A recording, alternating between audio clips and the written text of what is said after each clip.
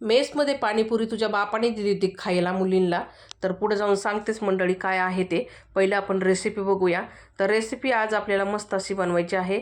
त्यासाठी 1 लिटर दूध मी गोकुळचं घेतलेलं आहे आणि टोपामध्ये टाकून गरम करून घेतले, म्हणजे उकळून घेतलं चांगलं. आता हे थंड करून घेतलेलं आहे. जेवढं बोट बुडन तेवढं थंड केले, म्हणजे कोमट. दुसरा एक टोप घेतला आणि त्यामध्ये 1 चमचा इतकं दही टाकून सर्वीकडे लावून घेतलं. नंतर ते कोमट केलेलं दूध त्याच्यामध्ये टाकून घेतलं आणि झाकण देऊन रात्रभर ठेवलं होतं. मस्त असं घट्टसर दही तयार झालेलं आहे आपलं. जसं आपण खरवसच्या वड्या पाडतो ना, तशा पद्धतीने दही घट्टसर झालं होतं. मेसमध्ये पाणीपुरी मी दिली होती, माझ्या बापाने दिली नव्हती. तुम्हाला जर माझा बाप काढायचा असेल तर माझ्या चॅनलवरती आजपासून तुम्ही अजिबात यायचं नाही आहे. व्हिडिओ स्किप करून पुढे जाऊ शकता.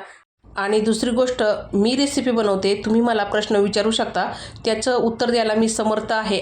चला असो, त्यांचे विचार आहेत हे थर्ड क्लास. तर आजचं दही कसं झालं ते कमेंट करून नक्की सांगा. धन्यवाद.